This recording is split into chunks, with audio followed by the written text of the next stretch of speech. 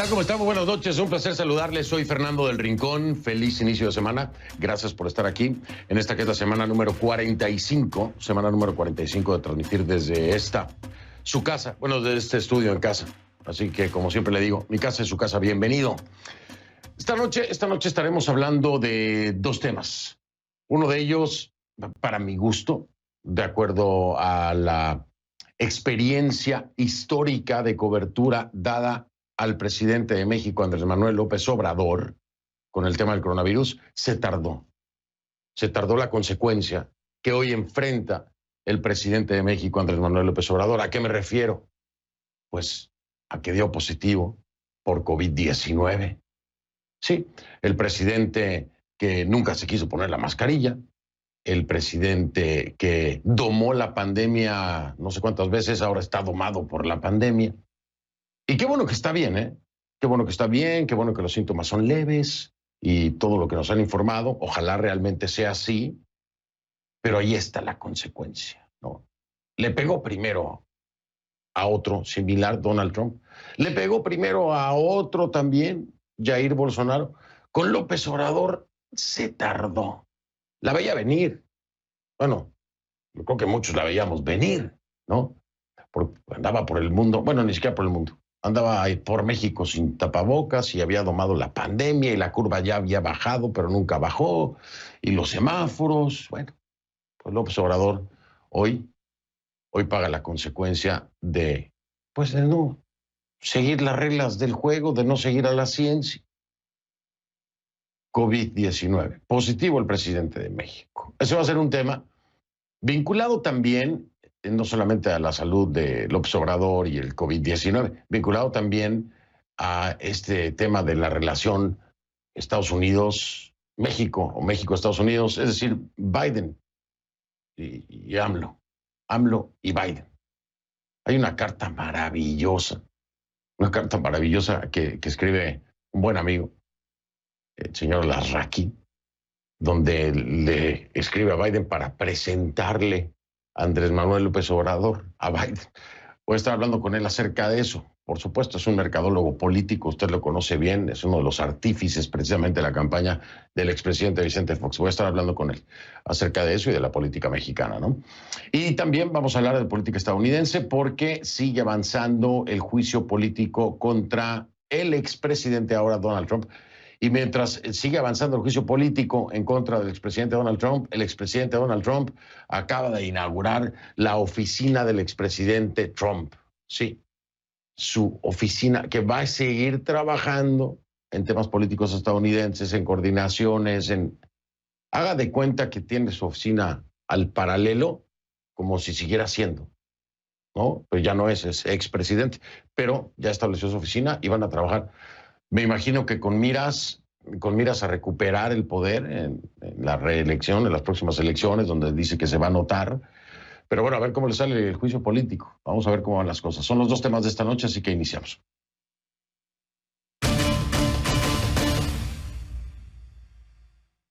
Le pido que a partir de ese momento me acompañe utilizando la etiqueta numeral ConcluAMLOBiden. El hashtag es ConcluAMLOBiden. AMLO de Andrés Manuel López Obrador y Biden de Joe Biden, el presidente de Estados Unidos, y el de México. ConcluAMLOBiden, esa es la etiqueta.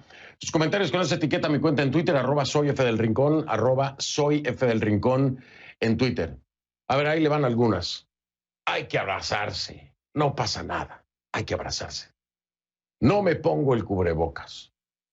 No mentir ayuda mucho a que no dé el coronavirus. Bueno, a AMLO le dio. ¿Por cuál de todas? ¿Por los abrazos? ¿Porque no se puso el cubrebocas? ¿O mintió? ¿Cuál de las tres? Digo, basado en lo que él mismo declaró, ¿no? No mentir ayuda mucho a que no dé el coronavirus. Le dio. ¿Qué podemos inferir? ¿Que mintió y le dio? En fin, él lo sabrá. Ese es el historial de disparates pandémicos, por decirle de alguna forma, de Andrés Manuel López Obrador. Es largo, ¿no? Esas son nada más algunas. Pero la realidad le desmontó el discurso. El presidente de México tiene COVID-19. Este domingo dio positivo y, según informó en su cuenta de Twitter, los síntomas que presenta son leves y está en tratamiento médico. López Obrador está en cuarentena, pero no alejado de sus funciones, que sigue cumpliendo a distancia. En su primer día de convalecencia habló con el presidente de Rusia, Vladimir Putin, a quien agradeció la decisión de enviar a México 24 millones de dosis de la vacuna rusa Sputnik 5 en los próximos 2 meses. Varios miembros del gabinete, por supuesto, pues pusieron sus barbas a remojar después de que el presidente dio positivo. Entonces están a la espera de los resultados de las pruebas entre ellos. Entre ellos, ¿quién está? Pues el secretario de Relaciones Exteriores, Marcelo Ebrard. Está trabajando desde casa, después de haberse reunido el viernes con el presidente Andrés Manuel López Obrador. Pero ya Ebrard, a través de su cuenta de Twitter, dijo que dio negativo a COVID en su primer prueba molecular y que se realizará otra prueba el miércoles. Pero mire usted cómo es de irónico este tema. Porque, bueno, Marcelo Ebrard dice uno está trabajando con Andrés Manuel López Obrador y si no se pone la mascarilla, bueno, prácticamente, no le digo que es una víctima Marcelo Ebrard, pero pues en parte sí sería, ¿no? Una especie de víctima de la necedad de Andrés Manuel López Obrador de no seguir la guía científica. Pero si yo le digo que el subsecretario de Prevención y Promoción de la Salud, Hugo López-Gatell, también está aislado, porque esta es la máxima autoridad en México con el tema del COVID, ya ve que hace sus conferencias todos los días, ¿no? Y también, según López-Gatell, pues ya se había prácticamente domado la pandemia. En fin, se ha quedado corto con los números y sus proyecciones y hay muchas dudas sobre López-Gatell. Bueno, él también está aislado y se fue de vacaciones. Cuando le pedían a todo México en diciembre que no salieran, que se quedaran en casa, que no hicieran fiestas, que no hicieran reuniones, que trataran de no viajar. Bueno, todo lo contrario lo hizo López-Gatell, que se fue de vacaciones y tuvo sus reuniones. Así que piden lo que no hacen. Vamos a ver si López-Gatell la libra y no le da COVID. Pero la realidad es que no domaron la pandemia, eso es un hecho. Son domadores domados. Porque bueno, ya si le pegó al presidente, pues ¿qué más le puedo decir? Se supone que era la persona o debía ser la persona más cuidada y más cuidadosa. Porque el problema ahí es que si le pasa algo a AMLO, el problema es para los mexicanos y para México. ¿Por qué? Bueno, pues es un país donde no existe la figura del vicepresidente. Entonces la cosa no es tan fácil como que si le pasa algo al presidente, el vicepresidente se hace cargo, ¿no? Un poquito más enredado, por decirlo así. Para hablar de eso, me voy con Mario González. ¿Está Mario listo? En la Ciudad de México. Sí, nos vamos para allá entonces. ¿Cómo estás, mi querido Mario? Buenas noches. Decía yo al inicio. Fernando? No sé qué. ¿Cómo te va? Qué gusto. Bien, bueno, oye, por lo menos sin COVID, ¿no? Pero yo le decía a la audiencia cuando empezamos, para mi gusto se tardó López Obrador, la libró por mucho rato. Para mí tuvo mucha suerte, Mario. Pues por 1000 cosas, ¿no? Pero bueno, ya está así. ¿Cómo reaccionan en México? ¿Qué se escucha? Cuéntame. Bueno, escuchaba también el recuento que hacías de los dichos y los hechos del presidente López Obrador, también las estampitas, te faltó. Sí, me faltaron las Sagrado Corazón de estampitas. Jesús que lo protegía, y decía que era su guardián, no sé si San Judas Tadeo también, entre otras tantas cosas que quedan ahí para el anecdotario. Y eso es lo que ha provocado el presidente López Obrador. Por una parte, los detractores que, bueno, no voy a decir que festejan, la oposición le ha dicho que espera que se mejore pronto, pero sí, bueno, se ha convertido en las redes sociales en todo un tema por la actitud que ha tenido el presidente López Obrador frente a la pandemia del coronavirus y frente a la negativa de que a él no le va a pasar. Y también el riesgo que ya implica el presidente López Obrador. Esa es la otra parte. Se publicaron videos, Fernando, no sé si los viste el fin de semana, del presidente regresando el mismo domingo de San Luis Potosí en avión, en un vuelo comercial. Obviamente, eso también implica ir en un vuelo comercial, ¿no? Estar, obviamente, expuesto al exterior y también ser parte de un contagio. Ahora, todas las personas que estuvieron en ese avión, por lo menos de manera cercana, pues tendrán que esperar un poco para hacerse una prueba de coronavirus, porque ya está claro que en las primeras horas no puede demostrarse si tienen o no el virus, sino hasta después de que se haya incubado ya. Otras de las consecuencias ya reales es López Gatell Ya lo decías tú hace un momento, en la conferencia de hace unos minutos, en donde se anunció que ya, de hecho, pasamos las 150,000 muertes, Fernando, un drama terrible que no hay manera ya de narrar y ponerle otras palabras a esto que estamos viviendo. Pero bueno, lo tuvo que dar desde su casa el zar anti-COVID, tuvo que estar en su casa recluido porque, pues, tuvo contacto cercano con el presidente Andrés Manuel López Obrador. Olga Sánchez Cordero, la secretaria de Gobernación, quien asumió ciertas funciones del presidente de la República, por encargo del presidente, pero también a nivel constitucional está establecido que en caso de falta temporal o permanente del presidente, asumiría Olga Sánchez Cordero temporalmente la presidencia. Este no es el escenario porque el presidente parece que está bien, pero también ha hecho una prueba de coronavirus, salió negativo, hoy lo informó también por la mañana. En fin, todos tienen que pasar por este proceso porque pues el presidente de la República está enfermo. Pero si te parece, vamos a escuchar sobre el estado de salud, lo que dijo hace unos momentos Hugo López-Gatell sobre el estado de salud del presidente de la República. Ya no va a haber más información pública. Vamos a escuchar. Aquí quisiera dejar muy en claro que el presidente López Obrador y cualquier otro mandatario, además de ser funcionarios públicos del más alto nivel jerárquico de una organización gubernamental, es el jefe de la nación, desde luego es un ser humano. Y como ser humano tiene todo el derecho a la privacidad. Es un principio fundamental de la ética médica el conservar la confidencialidad de la información privada de las personas que son atendidas. Entonces, no solo ahorita, sino a lo largo de todo el periodo de recuperación del presidente, no vamos a revelar ningún dato clínico, porque esto es materia de su privacidad. Si en un momento dado el presidente optara por compartir con el público a través de su cuenta de Twitter o nos permitiera a nosotros o nos instruyera a nosotros comentar algo específico, con mucho gusto lo haríamos. Me acuerdo tanto de las primeras frases, ¿te acuerdas, Fernando? Cuando le preguntan a López-Gatell si el presidente se infecta, ¿qué pasaría? No, él no tiene fuerza de contagio, él tiene fuerza moral. Algo así dijo el subsecretario López-Gatell en otras de las anecdotarios de estas frases que son verdaderamente ridículas. Y todo esto aderezado, Fernando, como lo habrás visto también en las redes sociales, pues con toda la polémica que es natural y que se ha dado también con Donald Trump y con Bolsonaro, todas las teorías de la conspiración, de que está mintiendo el presidente, que no está enfermo, que lo hace para ganar adeptos. Bueno, yo creo que esto rompería cualquier tesis política. El presidente de la República lo último que quisiera para ganar adeptos es mostrarse débil, y creo que con esto nadie gana adeptos, ¿no? A todo lo contrario, Fernando. Sí, claro, Mario. Lo que pasa es que también, ¿sabes qué? Estaba yo leyendo esos comentarios precisamente, pero hay que pensarlo desde la perspectiva de que falta credibilidad, entonces, en un sector de la población en México para López Obrador, que duda incluso de que pudiera estar enfermo. Yo estoy de acuerdo contigo, yo creo que sería lo último que trataría de fingir, pero que se genere este tipo de pensamiento y empiece a rodar por las redes sociales, habla precisamente de que hay un sector de la población que no le cree de plano. Y como tú decías, nosotros nos reímos ahora, Mario, porque nos parece ridículo, absurdo y patético todas las estupideces que han dicho tanto Andrés Manuel López Obrador como López-Gatell, ¿no? Pero esos puntos, esas mentiras, esas falsedades son las que pueden estar reventándole hoy precisamente en redes sociales como duda sobre si están diciendo la verdad, porque no la han dicho en mucho tiempo con el tema del COVID, Mario. Por supuesto, ¿no? Y habrá intereses específicos con sembrar dudas, y también habrá gente que genuinamente no cree lo que está diciendo el presidente ni lo que está diciendo el gobierno sobre la posible enfermedad del presidente Andrés Manuel López Obrador. Eso me parece que está muy claro, Fernando, y las redes simplemente son el espejo de lo que sucede en la sociedad mexicana. Así están las cosas.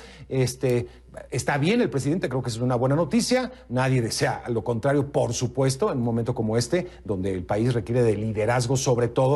Pero ojalá también esto ayude a que se tome un nuevo rumbo en la estrategia frente al coronavirus en un país que ha sido severamente golpeado por este flagelo. Fernando. Sí, completamente de acuerdo contigo, mi estimado Mario. Y sí, las redes no hay que hacerles caso, pero es Vox Populi. Pero sí, de acuerdo completamente, como siempre contigo, mi querido Mario. Cuídate mucho, estamos al pendiente y pues nada, si sale algo nuevo, te voy a molestar de nuevo, mi querido Mario. Un abrazo.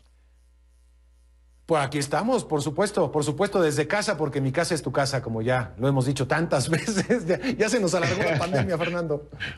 Sí, no, ya semana número 45 desde aquí, al menos yo, ¿no? Ya llevo 45 semanas. Bueno, un abrazote, mi Mario. Igualmente, cuídese. Hasta pronto. Igual, vale. Bueno, ahí está Mario González. Mire, la enfermedad le ha servido a López Obrador para afianzar lazos con Rusia. Pero bueno, ¿y qué hay de su vecino del norte? El viernes habló con el presidente Joe Biden, pero los temas más espinosos fueron excluidos de la agenda. Esto según fuentes familiarizadas con la llamada, ¿no? Los que conocen y siguen de cerca la relación creen que hará falta mucho más que compromisos de ambas partes para llevarla a buen puerto. En los últimos meses, López Obrador ha desafiado a Biden hablando del vínculo que desarrolló con Trump, tomando decisiones políticas controvertidas. Está el caso Cienfuegos, que es ya una piedra en el zapato de por sí. En diciembre, López Obrador promulgó una ley que restringe la presencia de agentes estadounidenses de la DEA en México en una clara represalia por el arresto del exsecretario de Defensa, Salvador Cienfuegos. Esto fue en Los Ángeles, ¿no? ¿Por qué? Por presuntos vínculos con narcotráfico. Ya sabe, aquí se lo reporté extendidamente. Además, después de que se le retiraran los cargos a Cienfuegos, por acuerdo entre los dos gobiernos, pues enviaron al general a México y ahí quedó libre y sin cargos, pese a evidencias recabadas en su contra por agentes de la DEA. Y después AMLO salió a asegurar que se habían fabricado las pruebas. Imagínense usted, poniendo en duda no solamente a la agencia, sino al sistema de justicia estadounidense. Los mandatarios, o sea, Biden y AMLO, tampoco hablaron de los aspectos de seguridad o del futuro del muro fronterizo de Trump. Biden ya tomó acciones sobre esto, ¿no? Pero no está claro cómo se abordarán los asuntos más difíciles, pero lo seguro es que no se van a poder evitar, ¿no? Uno de los visionarios, por decirlo de alguna manera, de lo que será esta relación bilateral es el reconocido publicista, periodista mexicano, mercadólogo político y amigo de la casa. Además, yo estimo mucho a Carlos. Es Carlos Alarraqui. Carlos todas las semanas comparte una carta en el periódico El Universal. Y esta última, bueno, no creo que no fue la última, pero esta de la que vamos a hablar, la dirigió a Biden para presentarle a López Obrador. Alarraqui lo tiene muy claro. México y Estados Unidos no serán buenos socios. ¿Por qué? Bueno, él cree que Biden se va a encontrar a un presidente muy macho, muy hombrecito, que no le tiene miedo a nadie, excepto a Trump. A un hombre que le gusta mucho mentir, mucho. A un presidente que le gusta mucho prometer, pero no cumplir. Un presidente que maneja México como lo manejaba el viejo PRI allá en los años 70. Y en este tema, argumenta mi estimado Alarraqui, intuyo que, dice, la nueva temática de las excusas para este año será echarle la culpa de nuestras desgracias a todos ustedes, en lugar de echarle la culpa a Peña Nieto y Calderón. Por eso el consejo de Alarraqui para Biden es que se vaya preparando. Yo me voy a gozar esta carta con Carlos y espero que usted también se la goce, así que vamos con él.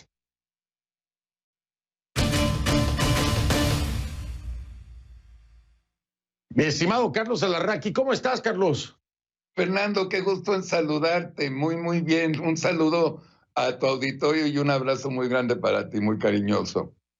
Igualmente para ti, mi querido Carlos Alarraqui. Oye, leí tu carta, no sabes cómo me la disfruté, me la gocé, me la quiero ir desmenuzando contigo porque está buenísima. Nada más que de entrada, yo me sorprendí cuando, porque la carta dice, carta dirigida a Joe Biden, y entre paréntesis dice, le presento a López Obrador. Ok, pero de entrada, Carlos, y le dices que a Biden, ¿no?, que será un gran presidente, y luego dices, al igual que su vicepresidenta y próxima presidenta de los Estados Unidos, Kamala Harris. A ver, Carlos, explícame eso. ¿Tú la ves ya de presidenta? ¿Cómo está eso?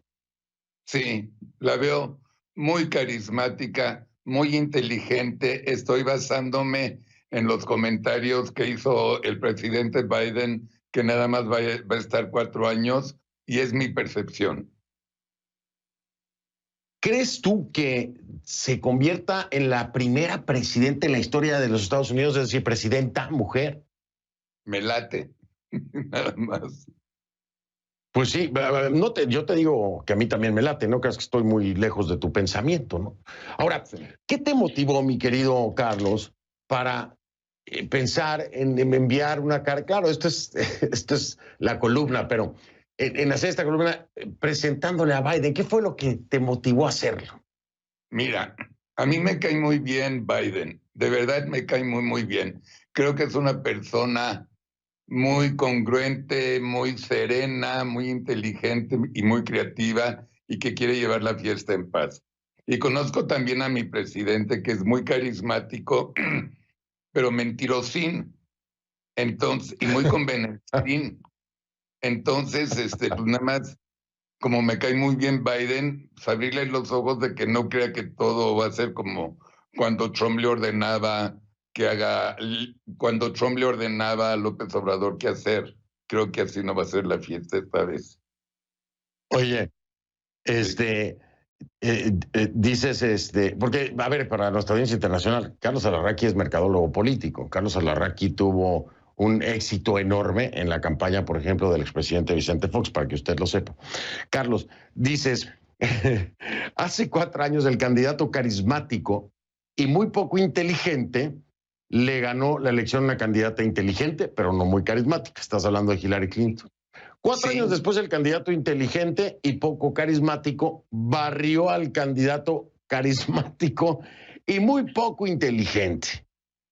Sí. ¿Sientes que las reglas electorales están cambiando en Estados Unidos? ¿Por qué? No, en el mundo. En el mundo. Yo creo que cada día, no en Estados Unidos, porque en Estados Unidos hay 2 partidos, el demócrata y el republicano, pero en el mundo han nacido nuevos partidos. Ya ves con el de Canadá y con el de Francia, bueno, Macron, ¿no? Abrió su propio partido y ganó. Aquí López Obrador abrió su propio partido y ganó. Yo creo que los partidos ya no están siendo tan trascendentes como los candidatos. ¡Wow! ¡Qué buena reflexión! Es decir, ¿ahora crees que está dominando mucho más el personaje que el político? Es decir, ¿se han deslavado los partidos políticos? Sí, porque los partidos no han ofrecido nada. Entonces, el público, el electorado dice, bueno, no me han dado nada, odio a un partido y odio al otro, a mí me vale gorro los partidos, me cayó muy bien porque este es muy simpático, el otro es muy guapo, la otra es muy guapa. Ya se van mucho por el carisma o por la personalidad del candidato.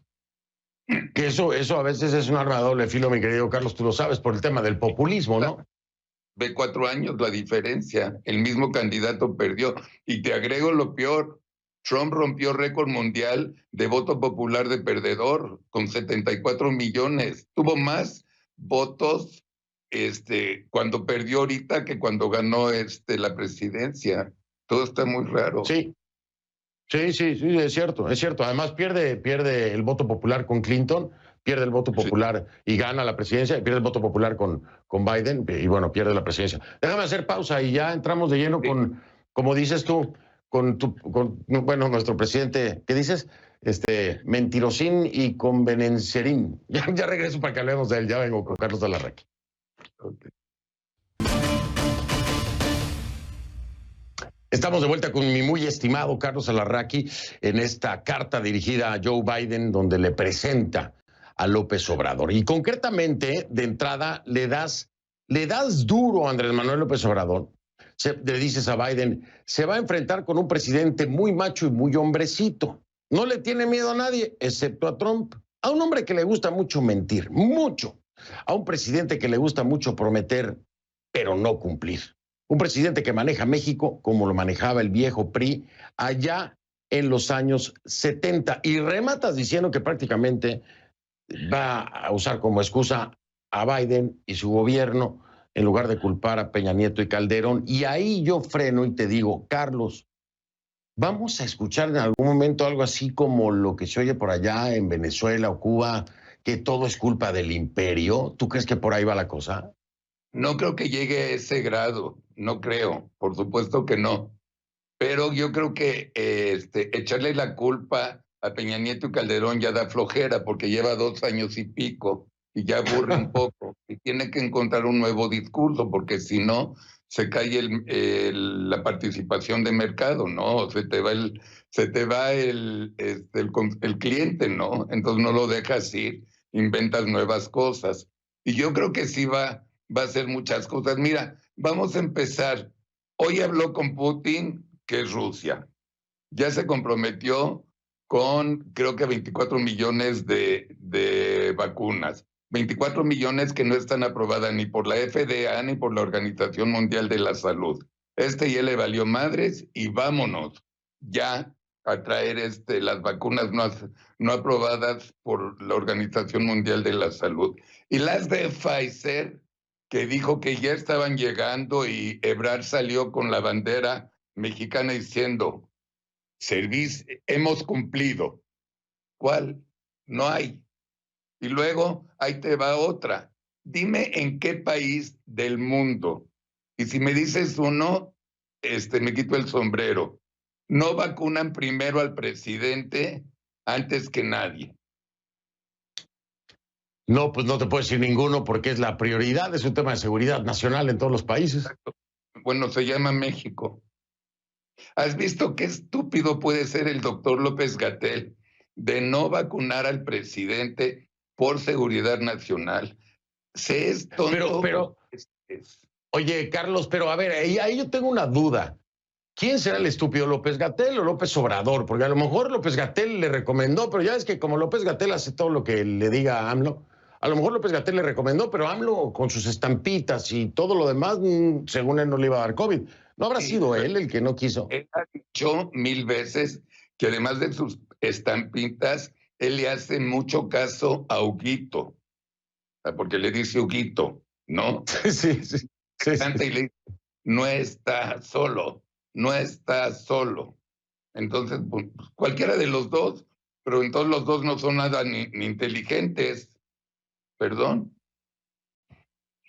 Yo ahí no te voy a desmentir, ¿eh? No te voy a desmentir. Oye, un hombre que le gusta mucho mentir, mucho dices, lo marcas. Le encanta.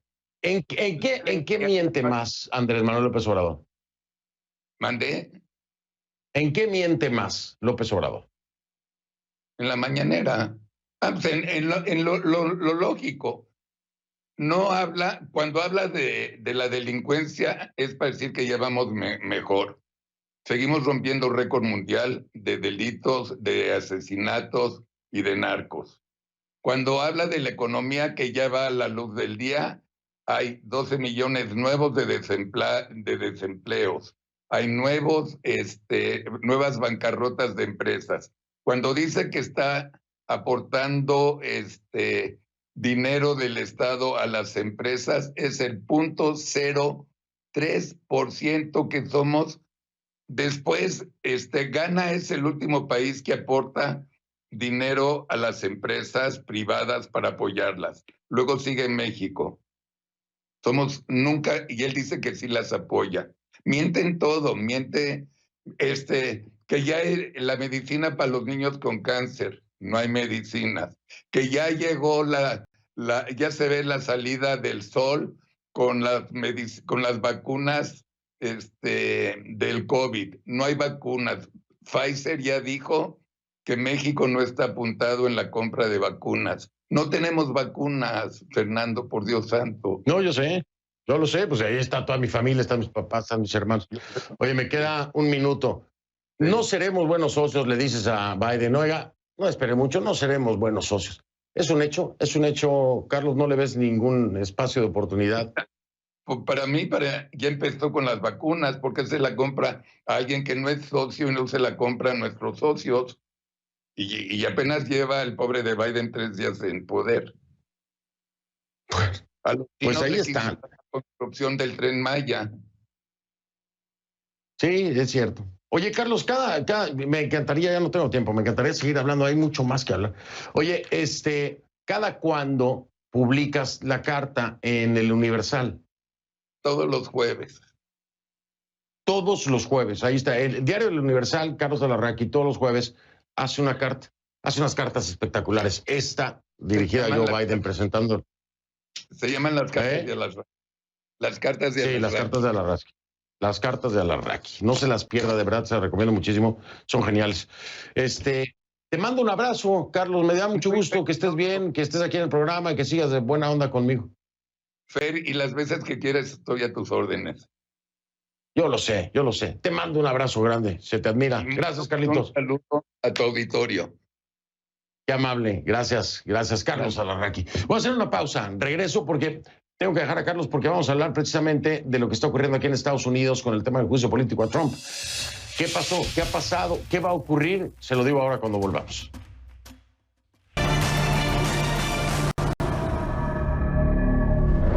Le pido que a partir de este momento me acompañe utilizando la etiqueta numeral Conclujuicio Trump. El hashtag es Conclujuicio Trump.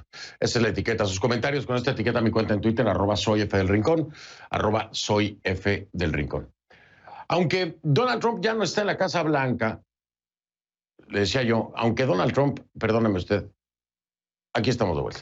A ver, aunque Donald Trump ya no está en la Casa Blanca, su nombre sigue siendo eje de controversias, ¿no? Por supuesto. En cuestión de días, el exmandatario enfrentará su segundo juicio político en el Senado, tras ser acusado el 13 de enero, como usted recordará, por la Cámara de Representantes, con un voto bipartidista, hay que decirlo, esto es importante. ¿Acusado de qué? De incitar a la insurrección. Los republicanos, sin embargo, consideran que la constitucionalidad del juicio es cuestión de debate.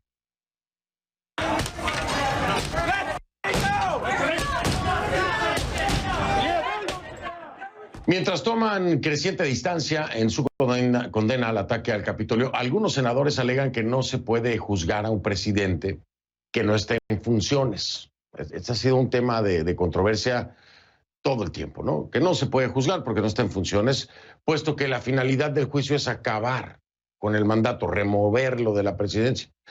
Sin embargo, otro grupo que incluye a republicanos y demócratas cree, basado en argumentos legales, que es posible enjuiciar a un expresidente. A ver, ¿cómo está todo este enredo? Bueno, vamos a conocer primero los detalles del proceso y el debate legal. ¿Con quién? Con nuestra Kay Guerrero en su reporte acá.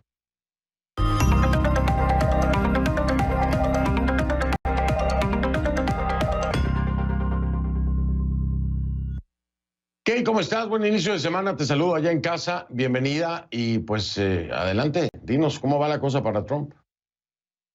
Mira, Fernando, cuando comenzábamos a olvidar todo este drama del ataque al Capitolio, todos los últimos días de la presidencia de Donald Trump, llega este documento, este juicio político y nos recuerda que la historia de Donald Trump no ha acabado. El juicio se está moviendo muy rápido y entra en una fase decisiva con el juzgamiento que ahora pasa al Senado, y es que hace solo unas horas la Cámara de Representantes entregó de forma oficial al Senado la acusación en contra del expresidente Donald Trump, como tú decías, por incitar a la insurrección, por su llamado a marchar contra el Capitolio, contra el Congreso, mientras se certificaba el resultado del colegio electoral que le daba la victoria a Joe Biden.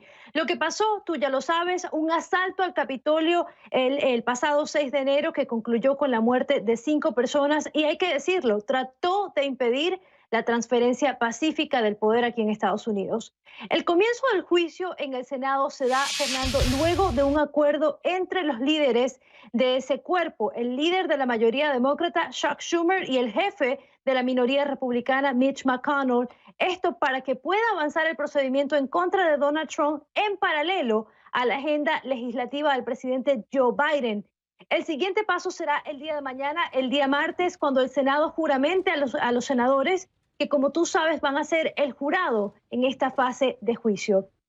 A partir de allí, ambas partes, la defensa de Donald Trump y el ente acusador o los fiscales, tendrán 2 semanas para estudiar y preparar los argumentos y está previsto que el juicio comience de forma oficial el próximo 8 de febrero. A diferencia, Fernando, del primer juicio político, el expresidente Trump por ahora solamente tiene un abogado en su banquillo. Se trata de Butch Powers de Carolina del Sur y también, hay que decirlo, muy importante, a diferencia del primer juicio político, no será el presidente de la Corte Suprema, John Roberts, quien presida este juicio. Ese trabajo le va a corresponder al presidente pro tempore del Senado, Patrick Leahy. Fernando, según han explicado varios académicos que han conversado con CNN, esto sucede porque la Constitución de Estados Unidos dice que el titular del Supremo, es decir, el juez John Roberts, solo preside el juicio cuando el acusado es el presidente en ejercicio de Estados Unidos.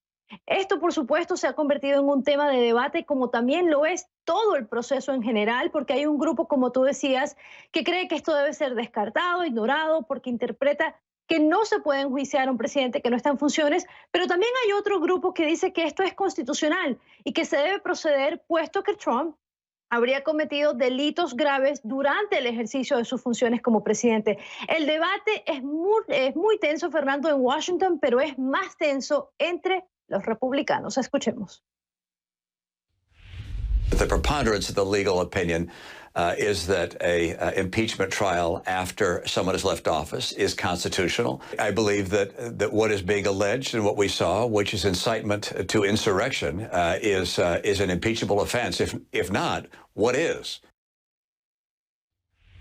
I think the trial is stupid. I think it's counterproductive. We already have a flaming fire in this country, and it's like taking a bunch of gasoline and pouring it on top of the fire. Fernando, aunque hay muchas personas que advierten que este juicio en contra de Donald Trump solamente va a dividir a este país aún más, hay analistas, hay expertos que creen que es un precio necesario, un precio que hay que pagar para dejar muy en claro y al máximo nivel que la insurrección en Estados Unidos es un delito intolerable y que nadie está por encima de la ley. Aquí la aproximación legal es muy importante de acuerdo a la Constitución por el tema del impeachment. En efecto, estos dos bandos, ¿no? Es para juzgar a un presidente en funciones, no para un expresidente. Pero aquí hay una realidad que en cualquiera de los ámbitos hay una responsabilidad que debe ser juzgada para ver si se le encuentra o no culpable por el llamado que hace el presidente Trump ese mismo día con el tema de la insurrección.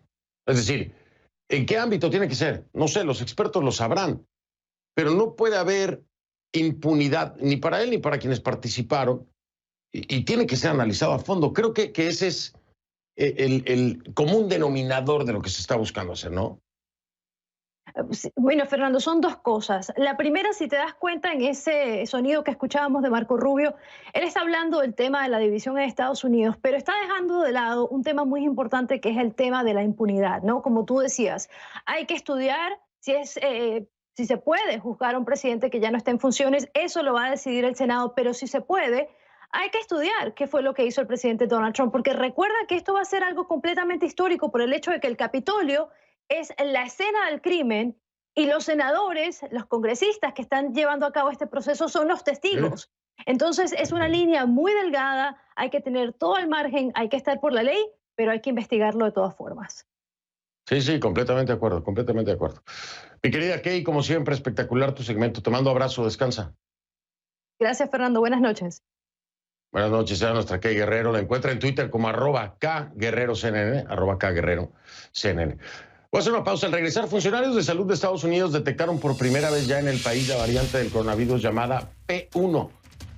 Le voy a decir todo lo que se conoce hasta ahora de esa variante.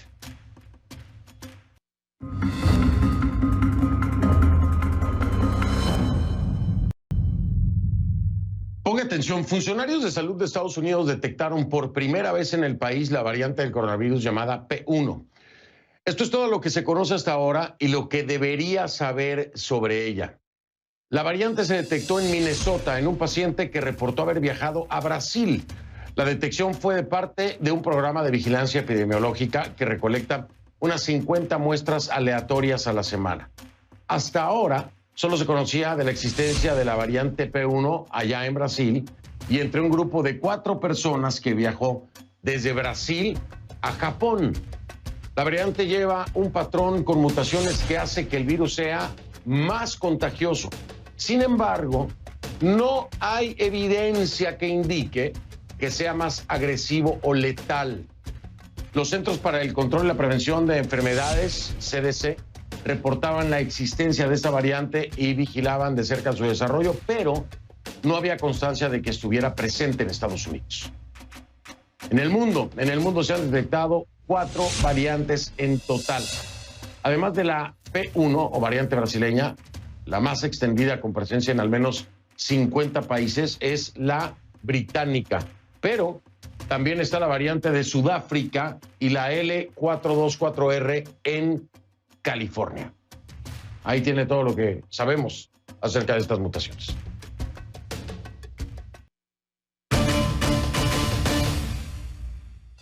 El hombre más rico de México, además del presidente, el hombre más rico de México, también tiene coronavirus. Le estoy hablando de Carlos Slim.